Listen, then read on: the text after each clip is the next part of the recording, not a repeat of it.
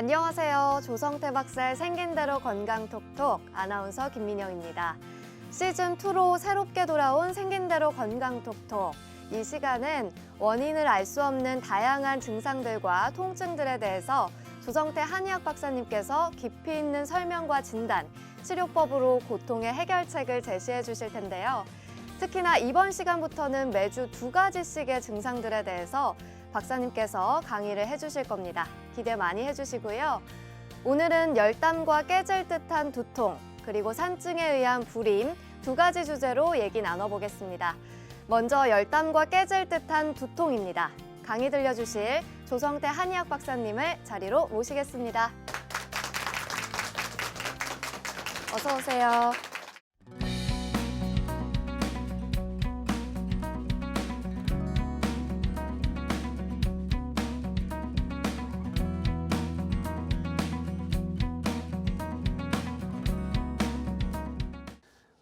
오늘 주제는 이제 열땀과 깨질 듯한 두통이라는 주제를 가지고 말씀드리겠습니다. 열땀이라는 그 단어가 쉬운 단어는 아니죠. 그래서 이 열땀이라는 것을 우리가 이해를 하려면 담음이라는 것을 먼저 알아야 되는데, 한의학에서는 담음이라는 것이 굉장히 중요시 여기는데요. 담음이 10가지 병 중에 9가지가 담음에 의해서 병이 온다고 할 정도로 담음에서 오는 병이 많습니다. 근데 이 담음이라는 것은 왜 생기느냐 하면, 찬 거, 날 거, 센 것을 많이 들었을 때 그것을 소화흡수 잘 시켜내는 사람이 있는가 하면은, 위장 쪽이 약한 사람들은 이것을 소화흡수 시켜내지 못하고 병리적인 현상이 나타나는데, 그 현상을 바로 담음 현상이라고 그랬고, 바로 열땀이라는 것은 화담이라고도 얘기해서 스트레스가 합해지는 겁니다. 그래서 선천적으로 체질적으로 스트레스를 많이 받는 사람들은 심장열, 위열, 그다음에 섭생을 잘 지키지 않아서 오는 그러한 열, 말하자면 너무 식사를 많이 한다든지 일을 많이 한다든지 성생활을 많이 하면은 거기에서 열이 발생되는데, 이런 것에 의해서 바로 열땀 또는 화담이라는 것이 생기는 것입니다. 열땀에 동반되는 증상을 알아보겠는데요. 열땀에는 이제 번열증이라 해서 가슴에서 열이 나고 가슴에서 불이 난다는 사람들 있죠. 또 가래가 말라서 뭉치는, 그래서 가래가 잘 배타지지도 않고 삼켜지지도 않는, 또 머리와 얼굴이 달아오르는 이런 현상들, 그 다음에 눈시울이 이렇게 짓무르는 거, 눈병은 다 화에서 온다 그랬죠. 그러니까 담에 의해서, 화담에 의해서, 열담에 의해서 짓무르는 이런 현상이 나타날 수가 있습니다. 그 다음에 목구멍이 자꾸 막히면서 속쓰림과 속이 답답한 이런 현상들이 나타나기도 하고, 가슴 두근거리거나 깨질 듯한 콕콕 쑤시는 이런 두통을 호소하는 그런 환자들도 있습니다. 그러면 열땀을 어떻게 치료를 해야 되는지 알아보겠는데요. 열땀 치료는 쉽지가 않습니다. 물론 열땀이라는 것을 우리가 구별해내는 것도 쉽지가 않습니다만, 치료가 상당히 어렵습니다만, 청열 도담탕이라든지 청기화담안이라든지 소조중탕, 대조중탕 같은 이런 약으로서 한의학에서는 열땀을 치료하고 있습니다.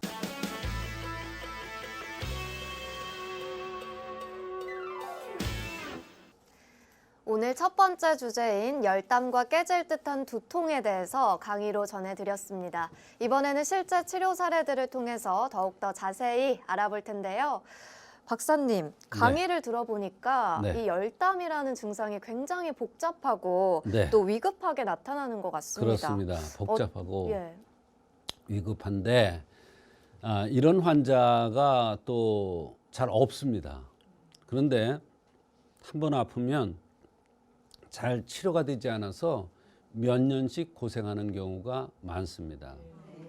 그런데 옛날에는 사실 이런 환자를 찾아보기가 쉽지 않았는데 지금 점점 늘어가는 추세입니다. 그래서 요즘은 꽤 많은 환자들이 옵니다.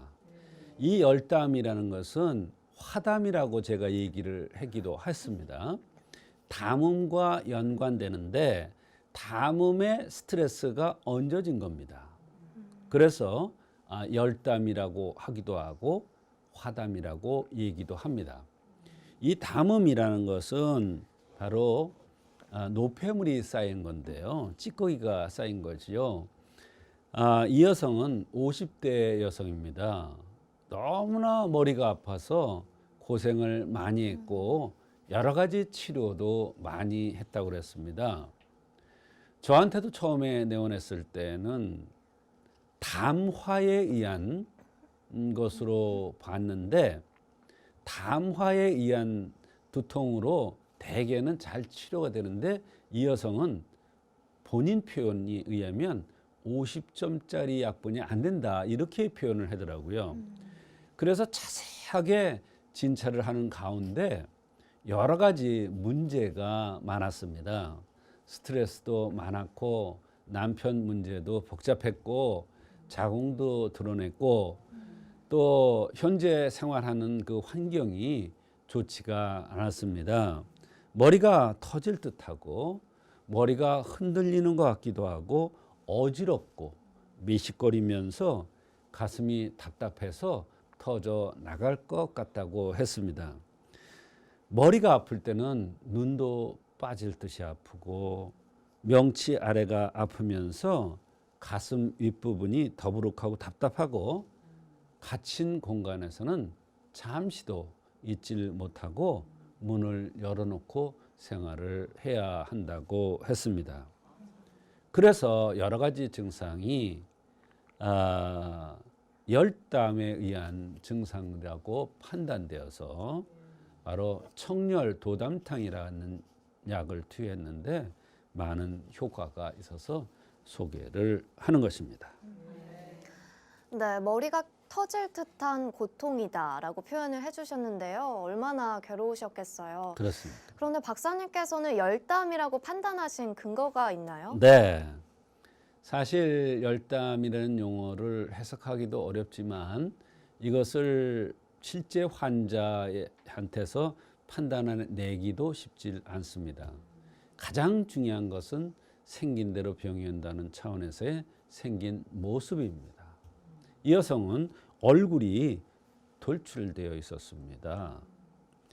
얼굴이 붉고 또 아랫입술보다 윗입술이 좀 도톰했어요. 그러면서 뾰족했습니다. 제가 돌출형이라고 그랬잖아요. 얼굴이 이렇게 약간 들어간 함몰형이 있고요. 이렇게 꺼진. 그러면 턱이 조금 나오겠죠. 그런 사람들은 찬 사람이에요. 냉해서 병이 잘 옵니다. 돌출형은 거꾸로 이렇게 돌출된 거예요.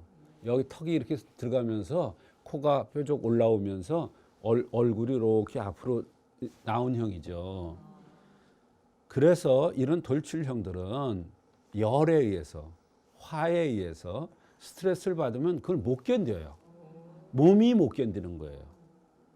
그러면 어떤 사람은 위장으로 가고 어떤 사람은 어깨로 가고 어떤 사람은 머리로 가고 어떤 사람은 안구 건조로 가고 이 증상이 다양한 곳으로 나갈 수가 있어요. 그래서 이 여성이 열담이라는 것을 판단하는 데는 가장 중요한 것은 생긴 모습입니다. 또 웃는 모습도 중요한데 웃을 때 눈가에 주름이 생겼고 또 이분한테 물어보니까 자기는 감정의 변화가 굉장히 많대요. 금방 웃다가도 금방 그냥 눈물이 막 떨어져서 도대체 자신도 자기가 어떤 사람이라는 걸 알 수가 없대요. 불만이죠. 누구나 다 불만이죠. 자기 모습이나 이런 거에 대해서 누구나 다 불만이지 만족하는 사람이 어디 있어요. 그런데 이 사람은 더 그게 강했어요. 역시 생긴 대로 병이 온다는 차원에서 성격이 그대로 나타나는 거예요. 아주 솔직하더라고요. 이런 모든 것이 바로 열을 발생할 조건을 가지고 있는 사람이라고 판단할 수가 있었던 것입니다.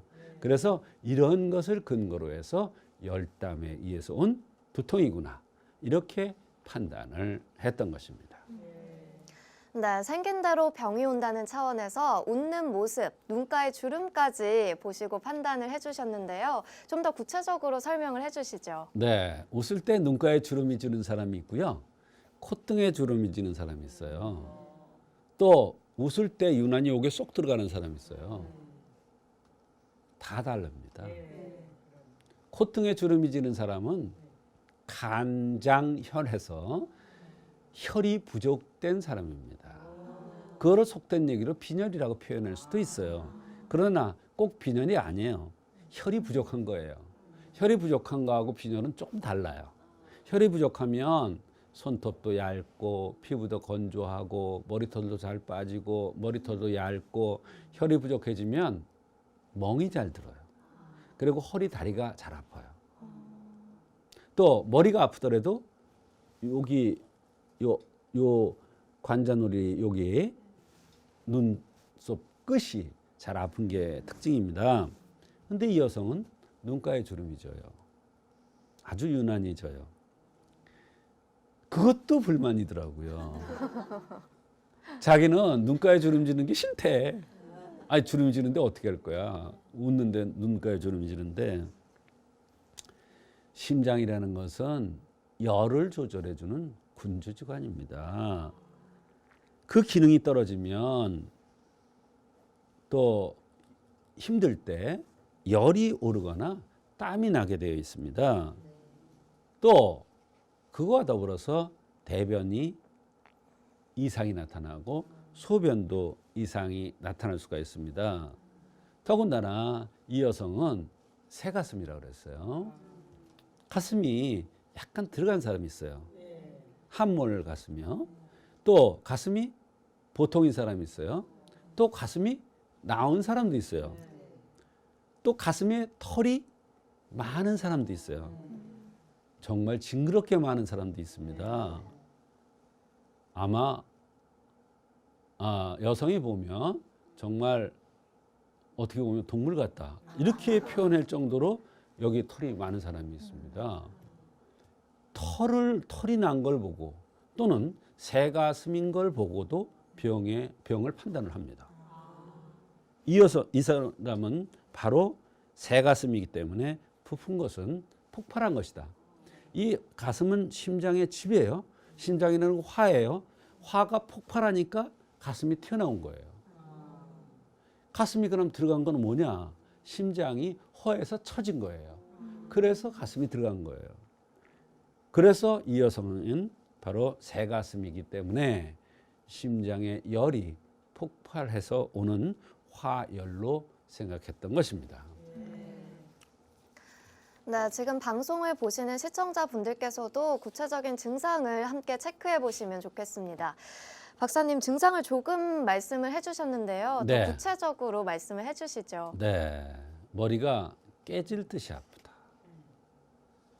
얼마나 아프면 그렇게 표현을 합니까? 또 머리가 아프면 눈까지 아프다는 거예요. 또 눈이 아픈 게 오래되다 보니까 눈 주변이 짓물러요. 네, 눈 주변이 짓물러요. 뒷목이 뭉치면서 이것이 뻣뻣하고 머리까지 솟는다고 그랬어요. 담음이 열에 의해서 졸아들면 누렇고 끈적끈적한 가래가 끼어서 뱉어도 나오지 않고 삼켜도 넘어가지 않는 이런 현상이 나타날 수가 있는데, 이분이 딱 그러는 거예요. 목에 가래가 딱 붙어서 안 넘어간다는 거예요. 나오지도 않는다는 거예요. 목이 너무 답답하고 가슴이 답답하고 가슴에서 열이 나고, 번조증이라고 그러죠. 얼굴과 머리로 열이 올라서 얼굴이 빨개지고, 이렇게 여러 가지 증상들이 있었습니다. 정말 얼마나 고통스러우셨을까요?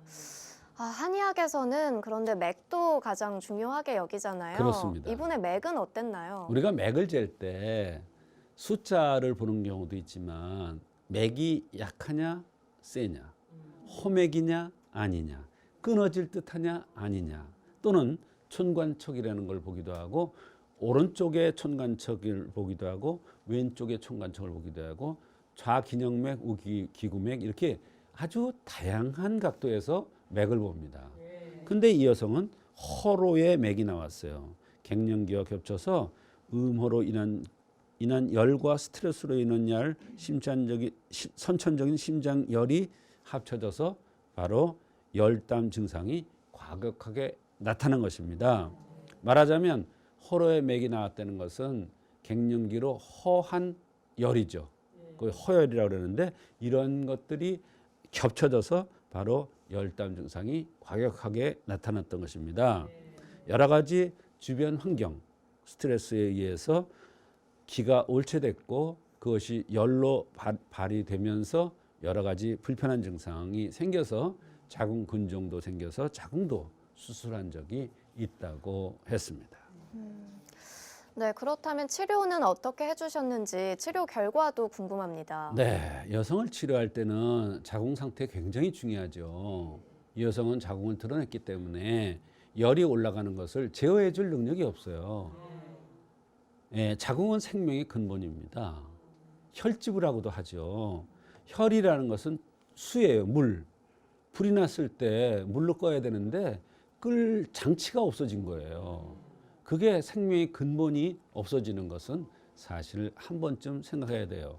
이분이 열담 증상이 더 심해진 것도 바로 자궁을 드러낸 것과 무관치 않다고 저는 판단을 했습니다. 그래서 청열 도담탕을 썼고 이 약을 먹고 나서 잠도 잘 자고 열도 훨씬 덜하면서 머리 아픈 것이 거의 좋아졌다고 했습니다. 기절할 듯한 두통이 서서히 사라지기 시작했고 요즘은 열감도 덜하면서 기분이 너무 좋다고 했습니다. 네, 보통 우리가 머리가 아프면 병원에 가서 MRI나 CT를 찍어보기 마련인데요. 원인이 알 수 없는 경우가 많습니다. 네. 그런데 이렇게 이분께서는 박사님을 만나서 열담이라는 근본 원인을 발견하셨고 치료가 돼서 정말 다행입니다.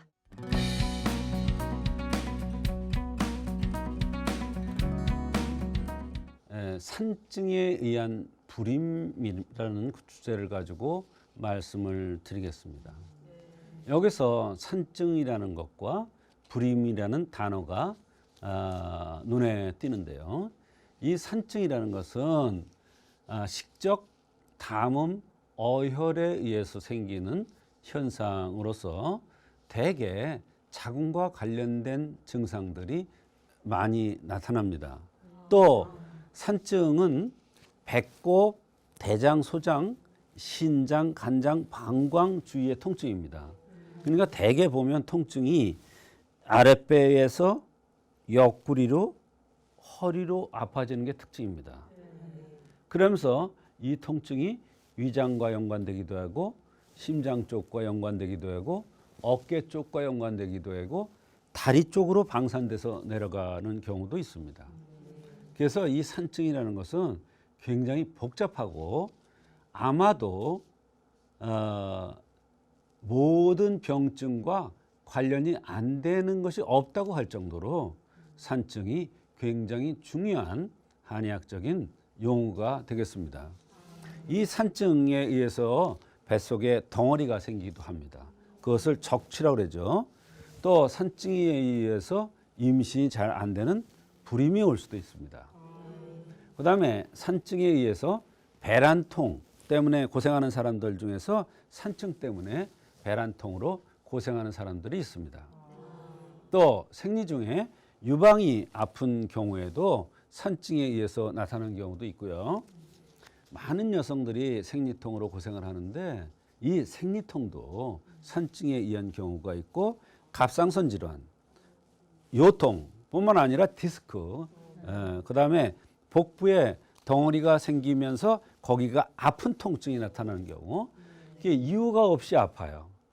이때 덩어리가 있을 수도 있고 덩어리가 없을 수도 있는데 아랫배가 아프다. 그러면 일단 산증이 아닌가 우리가 의심을 해봐야 됩니다.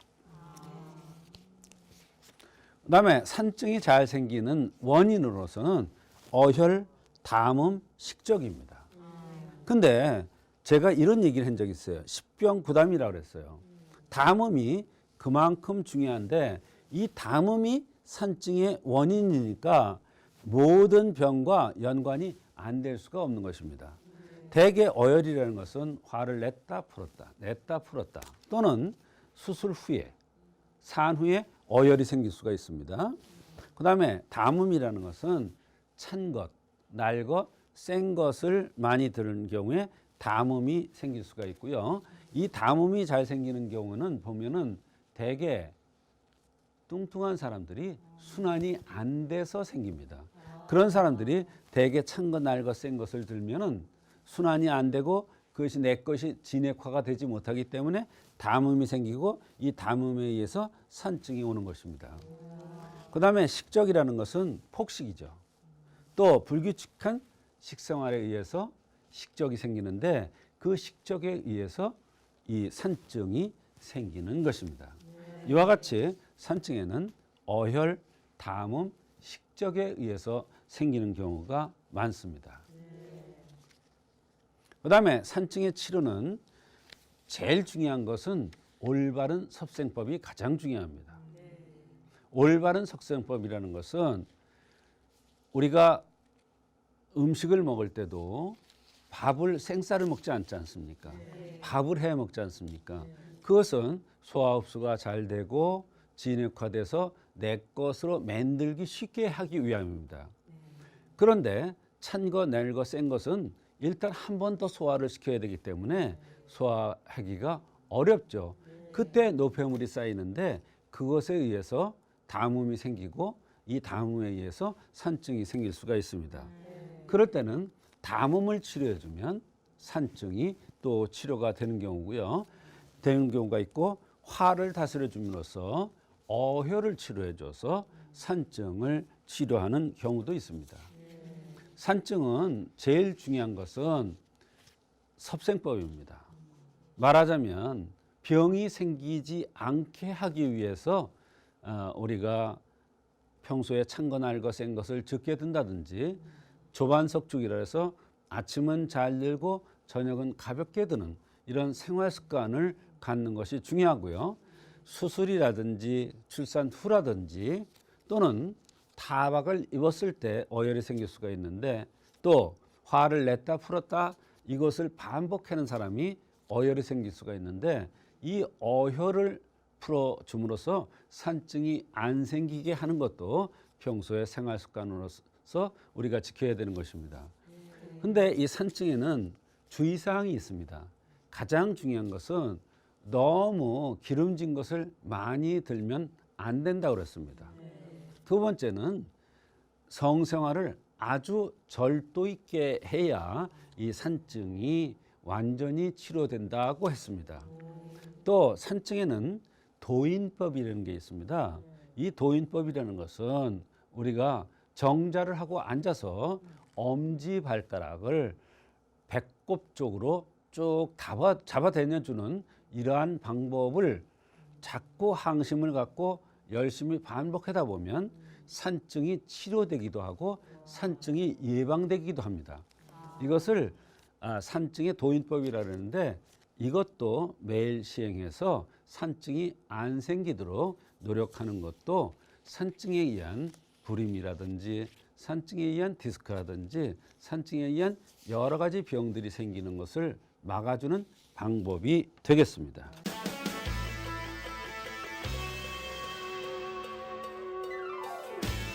산증에 의한 불임에 대한 강의 전해드렸습니다. 오늘의 두 번째 주제, 산증에 의한 불임인데요. 우리 주변에 보면 산증에 의해서 임신이 안 되는 경우가 굉장히 많습니다. 어떤 치료 사례가 있는지 살펴볼까요? 네, 딸만 셋 있는 지인이 둘째, 셋째는 아기를 둘씩이나 낳았어요. 근데 첫째가 임신이 안 되는 거예요. 근데 나이가 36이 된 거예요. 고민이 이만저만이 아니에요. 각종 검사를 해도 원인이 나오지들 않아요. 근데도 남자도 건강하고 여자도 건강하게 보이는데 임신이 안 된다는 거예요. 이게 딱 내원을 했는데 보니까 겉으로 볼 때는 건강하나 한의사인 제가 볼 때는 문제가 있는 그러한 여성이었어요. 남자가 문제가 있는 게 아니라 여성이 문제가 있었어요. 이 산증이라는 것은 겉으로 보면 잘 나타나지는 않습니다. 그러나 전문가 입장에서 보면 알 수 있는 경우가 많습니다. 그래서 산증에 의한 불임이다. 그 중에서 한산증에 의한 불임이다 판단되어서 바로 반총산이라는 약을 한 제를 복용하고 두 제를 복용하는 중에 임신됐다는 소식이 전해왔어요. 근데 사실 얼마나 기다렸으면 엄마도 전화하고 아빠도 전화하고 본인도 전화를 했더라고요. 얼마나 좋으면. 그래서 이제 임신이 됐는데 임신된 것도 중요하지만 유지되는 게 더 중요하다. 왜냐? 임신이 그동안에 안 됐던 것은 원인이 있기 때문에 그것을 치료해 줬지만 임신 중에 그런 사람들이 유지가 잘 안 되거든요. 근본적인 원인이 있기 때문에.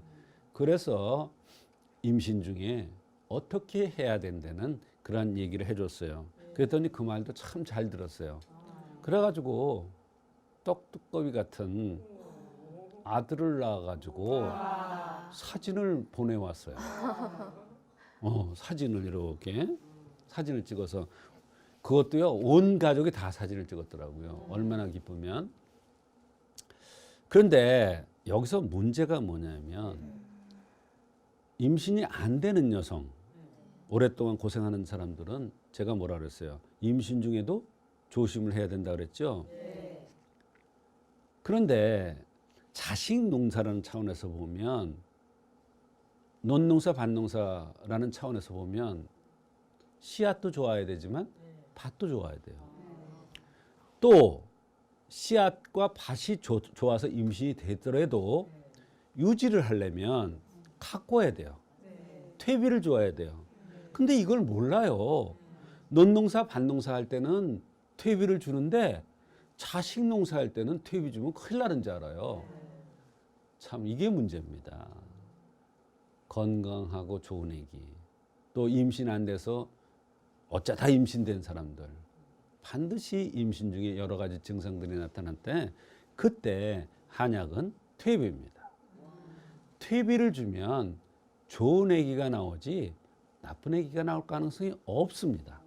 그래서 임신 중에는 한약을 써야 됩니다. 한약 쓰면 잘못된 줄 아는데 전혀 아닙니다. 왜? 한약은 나무뿌리 풀뿌리지 화학약품이 아니기 때문에 그렇습니다. 이 여성도 키가 168에 62kg나 됐어요. 키가. 그 다음에 여성 쳐놓고는 등치가 컸어요. 그리고 얼굴이 각이 졌어요. 이렇게 각이 졌어요. 그러면서 소위 말하는 두상이 커. 넓적하게 생겼어요. 아주 복스럽게 생겼어요. 큰애 같이. 제가 큰애라고 그러는 건 그만큼 저하고 가까운 사람이기 때문에 그렇게 표현하는 거예요. 여성이 등치가 크다는 것은 바로 얼굴이 각이 졌다는 것은 산증이 생길 가능성이 많다는 것을 의미합니다. 또 이 산증이라는 것은 자궁이 약하다는 뜻입니다. 말하자면 등치가 크고 각이 졌다는 것은 그만큼 활달한 여성이고 외부 활동을 해야 되는 여성이라는 뜻입니다. 거꾸로 얘기하면 여성성이 좀 약하다. 반대로 얘기하면 남성성이 좀 강하다. 이것도 산증으로 봅니다. 그런 사람들은 대개 보면 손발이 차고 손발이 찬 사람은 한자를 붙어서 한산증이라고 그래요. 그럴 때 임신이 안 되는 경우가 많습니다. 근데 이 따님이 바로 거기에 해당됐어요. 더군다나 눈 밑에 다크서클도 있고 입술은 마르고 또 아래 입술이 조금 이렇게 나왔거든요. 요것도 배가 차다는 뜻이에요. 그리고 담음이 있고 여러 가지 냉해서, 냉하다는 것은 자궁이 겨울이다. 겨울에 씨앗 뿌려요? 봄에 돼야 뿌리죠. 그래서 한산증을 치료하는 약이 배를 따뜻하게 하고 겨울철의 몸 상태를 봄철의 몸 상태로 만들어주는 겁니다. 바로 그게 바로 임신이 될 수 있는 조건을 만들어주는 방법이 되겠습니다. 생긴 모습, 나타나는 증상 이걸 봐서 따뜻하게 배를 따뜻하게 해주는 그리고 한산증을 없애주는 그런 치료를 했던 것입니다. 네, 그렇군요. 이분께는 또 어떤 불편한 증상들이 있었나요? 네, 이분은 임신만 안 되는 것이 아니라 여러 가지 증상이 있었는데 허리도 자주 아팠대요.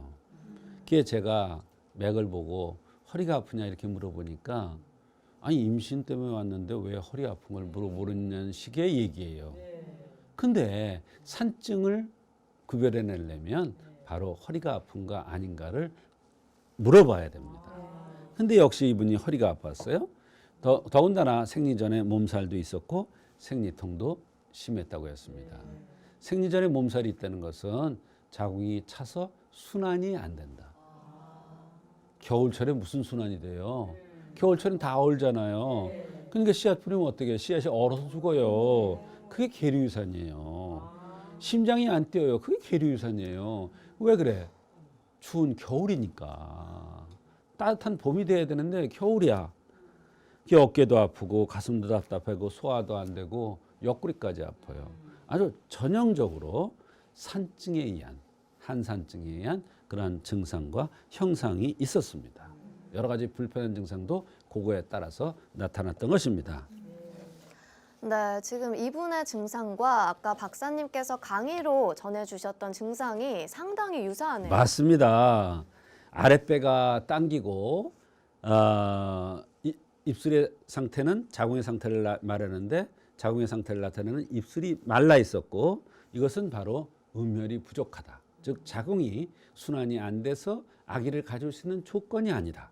그걸 음혈이 부족하다고 그러는데 자궁이 제 역할을 못하는 것이죠. 그러니까 임신도 잘 안 되고 임신 중에 어떠한 증상이 나타날 가능성도 많은 것입니다. 또 한기가 자궁에 올라오니 어깨가 아프고 소화도 안 되고 옆구리까지 아프고 허리까지 아팠던 것입니다. 자궁이 차니까 생리가 수월하게 순환이 안 되니까 생리 전 몸살이 있었고 생리통도 심했던 것입니다. 그래서 찬 것을 따뜻하게 해서 순환시켜주는 그렇게 했더니 입술도 촉촉해지면서 허리 아픈 증상, 옆구리 아픈 증상, 아랫배 아픈 증상들이 다 좋아지면서 임신에 성공을 했던 것입니다. 아까 돌사진까지 받아보고 아주 기뻐하셨는데요. 네. 어떻게 치료를 해주셨는지 궁금합니다. 네, 역시 여성의 경우에는 몸이 차다는 것이 가장 중요합니다. 왜? 닭이 알을 품었어요. 배가 따뜻해야 부화가 됩니다.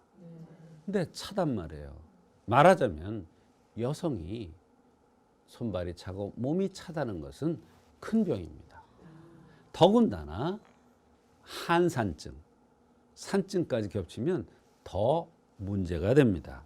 그게 이 여성은 한산증으로 보고 반총산을 투여했는데 한제를 복용하니까 소화도 잘 되면서 아랫배의 당김도 좋아졌고 한제를 더 드시는 도중에 중간에 임신이 되었다는 아주 기쁜 소식을 보내왔어요.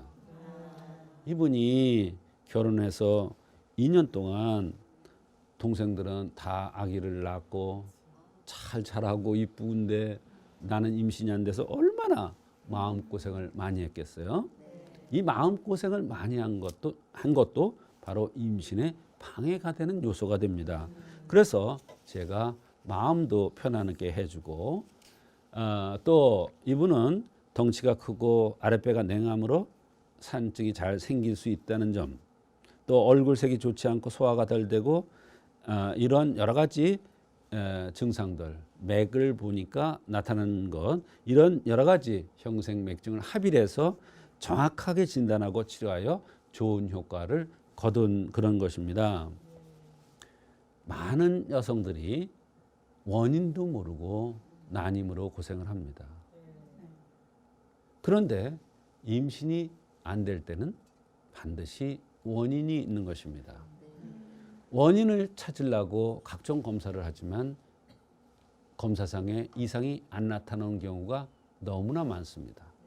그럴 때는 한의학적인 관점에서 생긴 대로 병이 온다는 관점에서 어떠한 문제가 있어서 난임으로 고생을 하는지를 알아서 치료를 하면 한의학적으로 난임 문제를 쉽게 풀어갈 수도 있을 것입니다.